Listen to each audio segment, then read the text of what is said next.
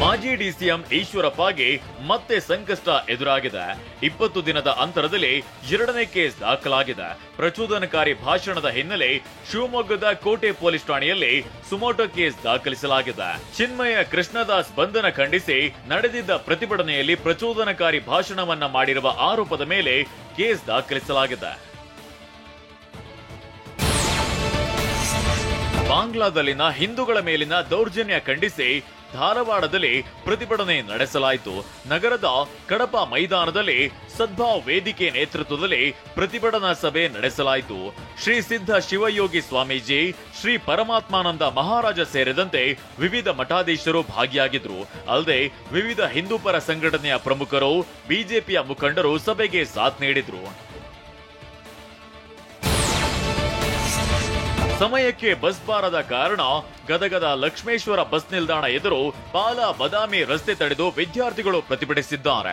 ಬೆಳಿಗ್ಗೆ 8 ಗಂಟೆಗೆ ವಿವಿಧ ಗ್ರಾಮಗಳಿಂದ ಶಾಲೆಗೆ ಆಗಮಿಸಿದ ಮಕ್ಕಳು ಹಸಿವಿನಿಂದ ಕಂಗಾಲಾಗಿದ್ರು. ಆದ್ರೆ 4:30ಕ್ಕೆ ಬಿಡುವ ಬಸ್ 6 ಗಂಟೆಯಾದ್ರೂ ಬಿಡದ ಕಾರಣ ಸಿಟ್ಟಿಗೆದ್ದ ವಿದ್ಯಾರ್ಥಿಗಳು ದಿಢೀರ್ ಪ್ರತಿಭಟನೆ ಮಾಡಿ ಆಕ್ರೋಶವನ್ನ ವ್ಯಕ್ತಪಡಿಸಿದ್ದಾರೆ. ಹಾಸನದ ಜನಕಲ್ಯಾಣ ಸಮಾವೇಶಕ್ಕೆ ಕೆಎಸ್ಆರ್ಟಿಸಿ ಬಸ್ಗಳ ಬಳಸಿದ ಕಾರಣ ಚಿಕ್ಕಮಗಳೂರಿನಲ್ಲಿ ಬಸ್ಗಳಿಲ್ಲದೆ ವಿದ್ಯಾರ್ಥಿಗಳು, ಸಾರ್ವಜನಿಕರು ಪರದಾಡಿದ್ರು. ಹೊರ ಜಿಲ್ಲೆ, ಗ್ರಾಮಾಂತರ ಪ್ರದೇಶಗಳಿಗೆ ತೆರಳಲು ಪರದಾಡಿದ ಜನ ಮತ್ತು ಎಬಿವಿಪಿ ಸಂಘಟನೆ ಕೆಎಸ್ಆರ್ಟಿಸಿ ವಿಭಾಗೀಯ ನಿಯಂತ್ರಣಾಧಿಕಾರಿ ಕಚೇರಿಗೆ ಬೀಗ ಜಡಿದು ಪ್ರತಿಭಟಿಸಿದ್ರು. ಎಬಿವಿಪಿ ಪ್ರತಿಭಟನೆಗೆ ಬಿಜೆಪಿ ಕಾರ್ಯಕರ್ತರು ಕೂಡ ಬೆಂಬಲಿಸಿದ್ರು. ಶಿವಮೊಗ್ಗ ಜಿಲ್ಲೆಯ ಭದ್ರಾವತಿ ತಾಲೂಕಿನ ಕಡದಕಟ್ಟೆ ಬಳಿ ನಡೆಯುತ್ತಿರುವ ರೈಲ್ವೆ ಮೇಲ್ಸೇತುವೆ ಕಾಮಗಾರಿಯನ್ನ ವೀಕ್ಷಣೆ ಮಾಡಲಾಯಿತು.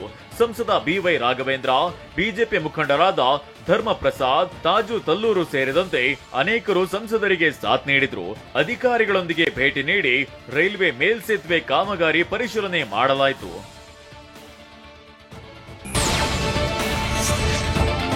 ಕೋಲಾರದ ಮಾಲೂರು ಪುರಸಭೆ ಸದಸ್ಯೆ ಪಿ ಸುಮಿತ್ರಾ ಆಯ್ಕೆ ಅಸಿಂಧುಗೊಳಿಸಿ ಸಿವಿಲ್ ಕೋರ್ಟ್ ಆದೇಶಿಸಿದೆ.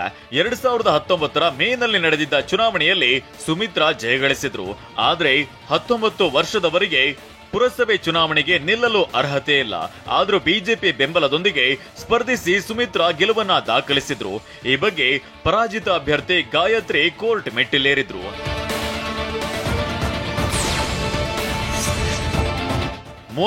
ನೇ ಯೂತ್ ನ್ಯಾಷನಲ್ ಬಾಸ್ಕೆಟ್ಬಾಲ್ ಚಾಂಪಿಯನ್ಶಿಪ್ನಲ್ಲಿ ಕರ್ನಾಟಕದ ಹುಡುಗಿಯರು ಚಾಂಪಿಯನ್ಸ್ ಪಟ್ಟ ಮುಡಿಗೇರಿಸಿಕೊಂಡಿದ್ದಾರೆ. ಕೋಲ್ಕತ್ತಾದ ಸಬೂಜ್ ಸತಿ ಒಳಾಂಗಣ ಕ್ರೀಡಾಂಗಣದಲ್ಲಿ ನಡೆದ ಫೈನಲ್ ಪಂದ್ಯದಲ್ಲಿ ಹುಡುಗಿಯರ ತಂಡ ತಮಿಳುನಾಡು ತಂಡವನ್ನ 61-54 ಅಂಕಗಳಿಂದ ಬಗ್ಗು ಬಡಿಯಿತು. ಇನ್ನು ರಾಜಸ್ಥಾನ ವಿರುದ್ಧ ಹುಡುಗರ ಬಾಸ್ಕೆಟ್ಬಾಲ್ ಪಂದ್ಯದಲ್ಲಿ ಕರ್ನಾಟಕದ ಹುಡುಗರು ರನ್ನರ್ ಅಪ್ ಸ್ಥಾನಕ್ಕೆ ತೃಪ್ತಿಪಟ್ಟುಕೊಂಡಿದ್ದಾರೆ.